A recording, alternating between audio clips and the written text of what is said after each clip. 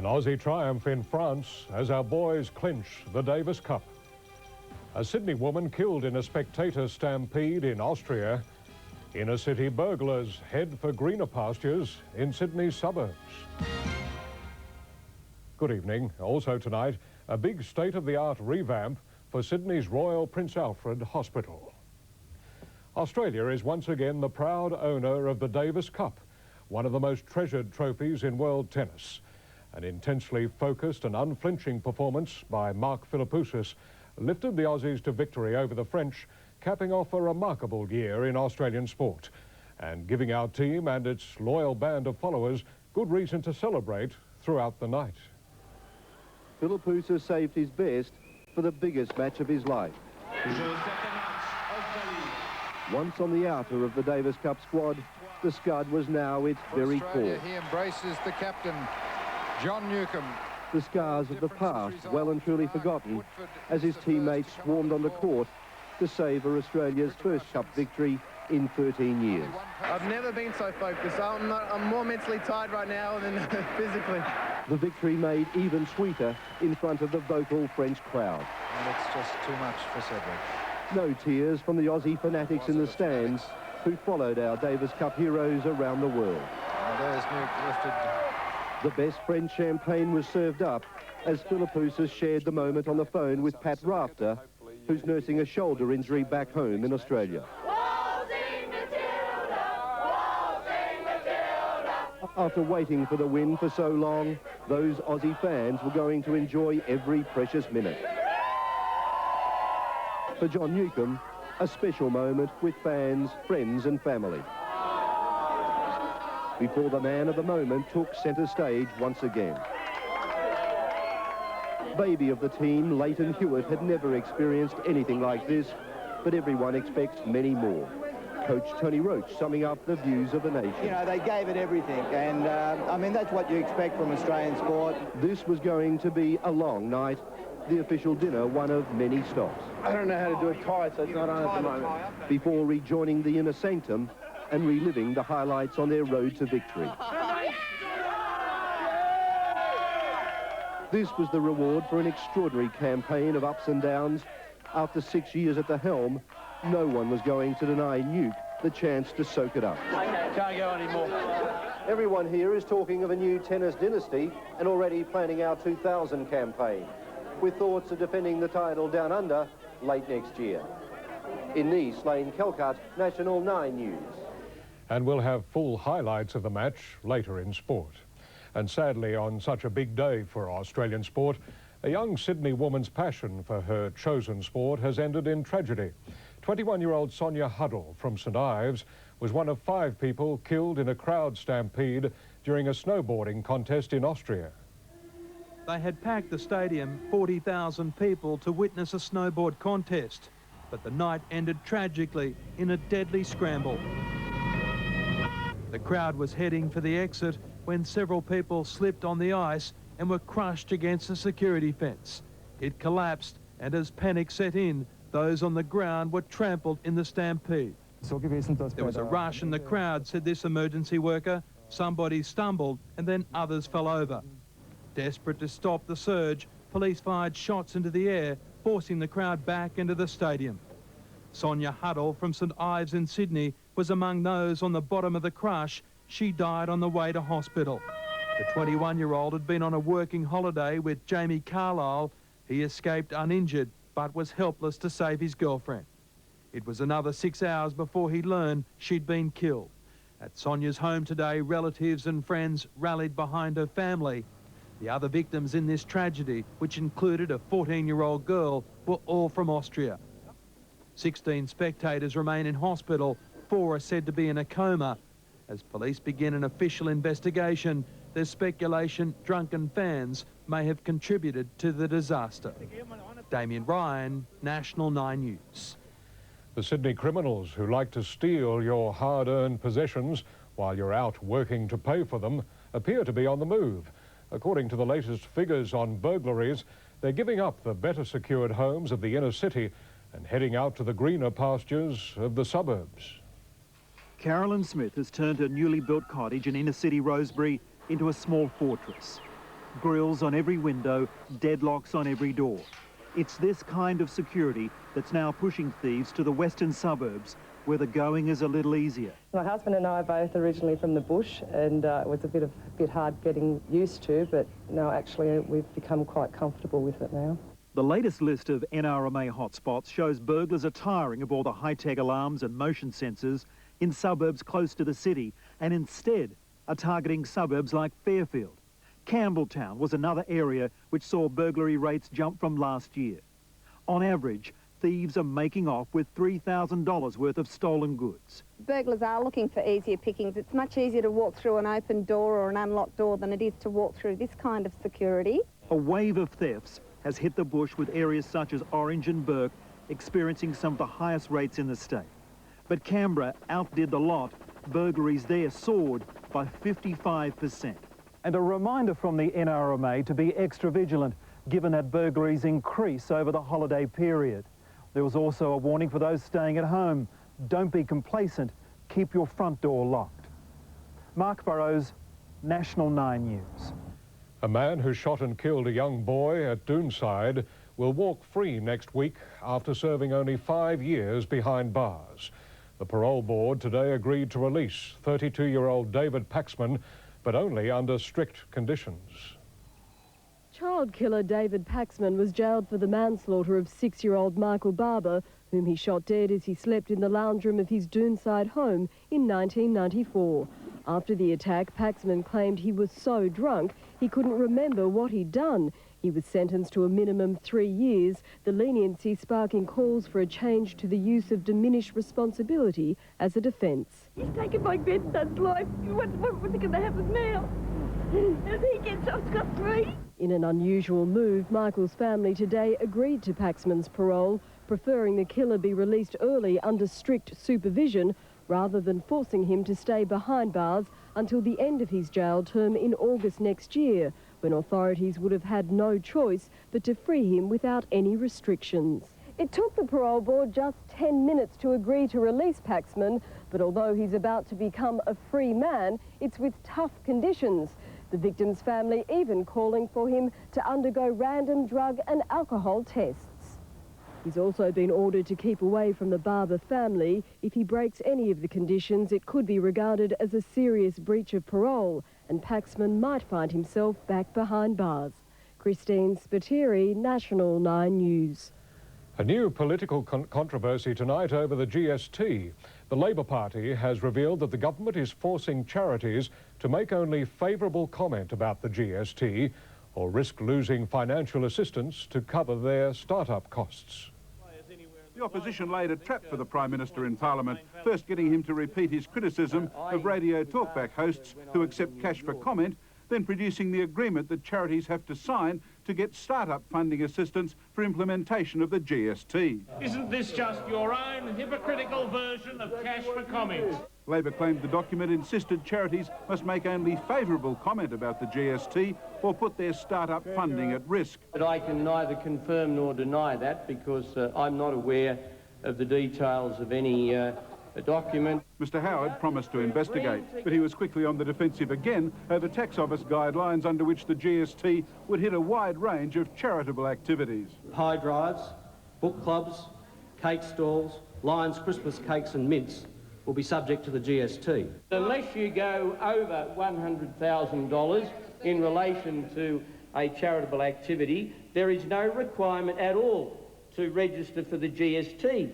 And I don't know of many pie drives that raise $100,000. But the turnover limit applies to an organisation, not a single activity. So a charity turning over $100,000 overall would have to pay the GST on profits from pie drives and cake stalls. All the government needs to do is exempt the church and charitable sector from the collection, administration and reporting of the tax. The betting is that's one of the things Labor will promise come the next election. Laurie Oakes, National 9 News. A dangerous 3-metre tiger shark has been caught in nets off Bondi Beach. Experts say it's proof that meshing Sydney's beaches makes it safer for swimmers. You better believe that'll do a lot of damage. Yeah, that's a potential man-eater, there's no doubt about that whatsoever. The tiger is a ferocious feeder, and fishermen say it's unusual to catch one near Sydney so early in the summer. There's been no shark attack on any Sydney beach since the netting program began 62 years ago. In the news ahead, Sydney firefighters walk off the job and the international tug of war over a Cuban boy.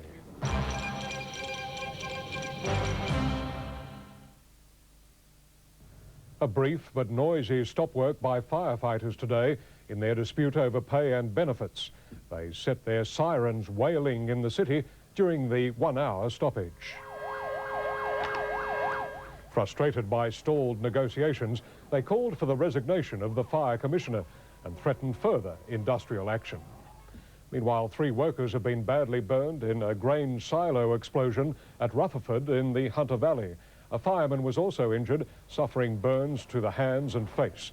They were trying to put out a smouldering fire in cottonseed when grain dust ignited, causing the powerful blast. In the wake of recent controversies, Olympics Minister Michael Knight has announced the creation of a management super committee to deal with all planning and problems from now until the Games. Chaired by Mr. Knight, it will meet fortnightly, then weekly from June, and will include the chiefs of all Olympic agencies. While our health system has been making the news recently because of budget cutbacks, RPA, one of Australia's oldest and best-known hospitals, is undergoing a massive $250 million upgrade. It's set to become a model for public hospitals across the country, incorporating some of the best medical planning concepts from around the world. As the first teaching hospital in New South Wales, it's perhaps fitting that RPA will lead public hospitals into the next century. While maintaining its heritage facade, the pulse of the atrium-like 750-bed complex is a unique purpose-built hot floor, housing all critical care facilities, including 22 operating theatres, a 48-bed intensive care unit and 32 neonatal cots. It's probably the most exciting hospital development, public hospital development in Australia at the moment. Designed primarily by doctors, it revolutionises the current scattered layouts of many hospitals. We couldn't see that better than this morning where a helicopter from the south coast had to land on Johns Oval. The critically ill patient who had to be transported by road ambulance to the Page Chest Pavilion and then up in a lift and into our intensive care for emergency surgery. Now it'll land on there and be operated on in there. The new plan also connects the emergency department to the so-called hot floor with a huge bank of radiology units and other facilities just through these doors, so patients who are life-threatening can go quickly from diagnosis just metres through to critical care. It'll be built to cope with 20% more patients over the next 6 years, an expected 2/3 increase in cancer patients and a huge shift to day surgery. This is the model of care that the Minister's looking for in terms of moving into the next millennium. Cheryl Taylor, National 9 News. 11 people, including a mother and her 2 daughters, have died when a powerful explosion levelled a 4-storey apartment building in France. Dozens of emergency service workers searched desperately through the rubble for survivors. Authorities now believe everyone has been accounted for.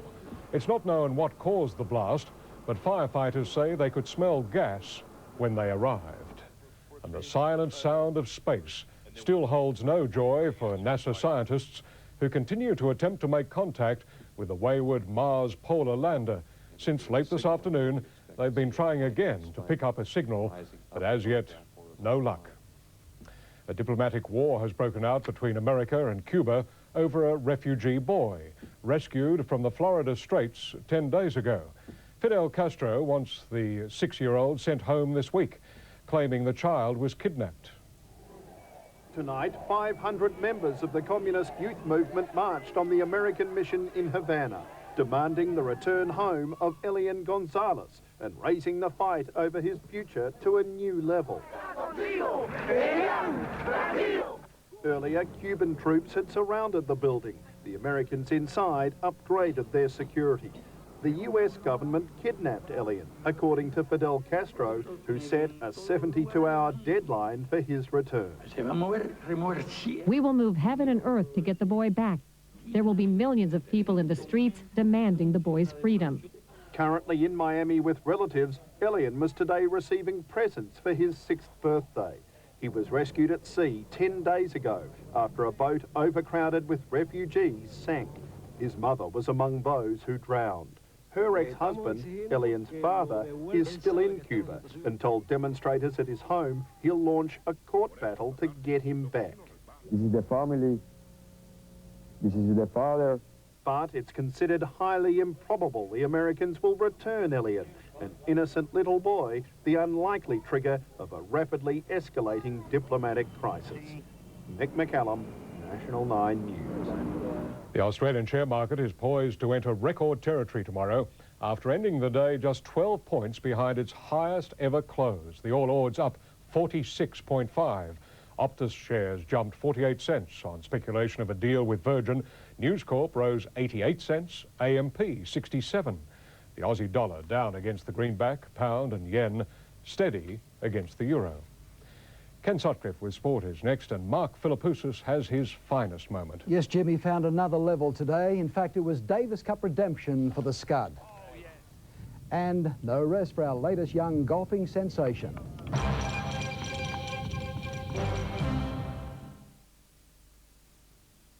As we reported earlier, our Davis Cup team has completed a wonderful year for Australian sport with victory in the final against France in Nice. Although Leighton Hewitt lost his dead rubber, Mark Philippoussis secured the title when he beat Cedric Pierline in the first of the reverse singles. The Scud saying the game marks the real start of his career. That extraordinary effort by the Woodies in the doubles the night before helped relax Philippoussis right from the start. Yeah, and that's a big mistake. Cedric got caught out of position there. An unpredictable Frenchman with his back to the wall was always going to be a dangerous proposition. But despite his technical advantage, Pierline was slapped about by the big Aussie. Oh, magical backhand across court. The forehands also won plenty of points, and a desperate crowd tried to lift their star. Nothing anybody can do about that. The second set was clearly Pierline's best, his amazing reflexes the highlight. Staggering. But Philippoussis was rarely troubled. John Newcombe always believed victory in the final was our destiny, and the Scud didn't let anyone down.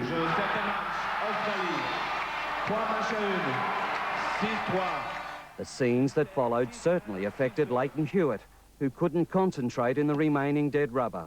Sébastien Grosjean gave France some respectability, but Australia had a new hero. No one can ever change that. No one can ever rub our names off. We're there, and Australia's won it, and incredible feeling. The team will arrive home separately, with travel arrangements still to be finalised for that 70 kilos of solid silver. I think this year has to go down as one of the great years for Australia in Davis Cup history. Clinton Fletcher, National 9 News. In a policy of right bowler for the right track, off-spinner Colin Miller is back in the Australian side for the first test against India starting Friday in Adelaide. He replaces Brett Lee, while leg spinner Stuart McGill has missed out on a recall. Despite his exciting victory in a four-hole playoff, the latest golfing sensation has had no time to celebrate. 22-year-old Brett Rumford, who's set to remain an amateur for at least another 9 months, was straight back into it this morning.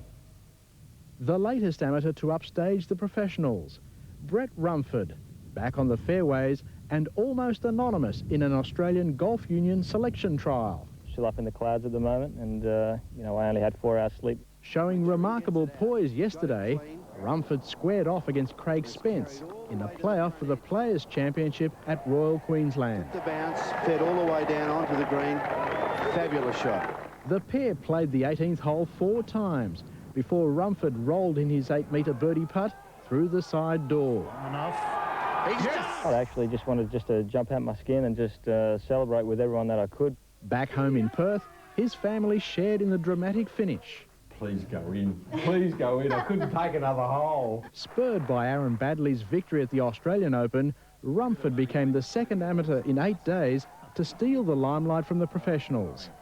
And while the $144,000 winner's cheque went to Spence, Rumford says he'll remain an amateur until at least the Eisenhower Cup next August. I just want to hang around and give back to the Australian Golf Union what they've given me. It's a fantastic opportunity to gain experience in these events and just keep playing.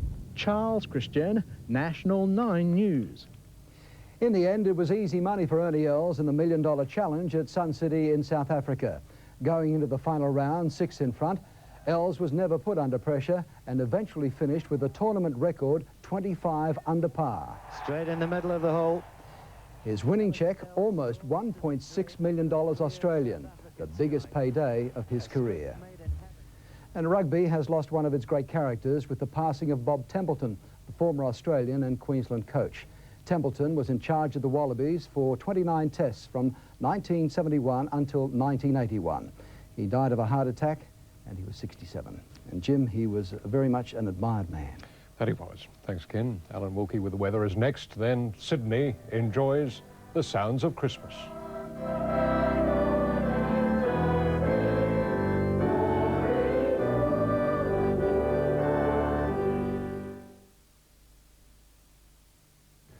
Conditions were cloudy to overcast in Sydney today, but there was no rain. Winds light to occasionally moderate from the east and air quality generally good. And in coastal areas to the south of Sydney, the day was quite cloudy but fine there as well. Winds moderate easterly and the sea smooth on a southeast swell. It's warm and humid in Sydney today. The top temperature is 24 degrees in the city, 25 at Liverpool and 26 at Richmond. And on the central coast, the maximum temperature was 24 degrees, and on the Blue Mountains at Katoomba, 19. Now for the clouds. Not much cloud over New South Wales, no rain. You can see just a little bit of patchy cloud coming through from the west. But cloud here, that's moving through the Great Australian Bight. But once again, that'll move down towards Tasmania and shouldn't affect New South Wales. But there is a trough of low pressure. And as I speak, it is developing here and will develop even more tomorrow. And ahead of that, we'll have a little bit of instability there. So that means scattered afternoon thunderstorms, mainly in the inland part of New South Wales as far as the ranges. Fine in Brisbane tomorrow, top of 27 degrees expected, warming up in Melbourne to 33, a hot one for Adelaide and cloudy conditions, and in Perth fine at 26. Sydney tomorrow, partly cloudy in the morning, sunny through the afternoon and a fine mild evening. Winds, they'll be light to moderate from the east to northeast and the seas mostly smooth on a 1 metre swell. The maximum temperatures 25 degrees near the coast and 28 or 29 degrees Celsius inland. And looking further ahead, fine and warmer on Wednesday and Thursday, the chance of a late storm on Thursday, and a few showers on Friday, and the clearing shower or two on Saturday morning, Jim. Thanks, Alan. No matter where you turn this time of year, there's no escaping the sweet sounds of Christmas. After months of rehearsals, the DJ's choir is in top voice, serenading shoppers from now until the big day.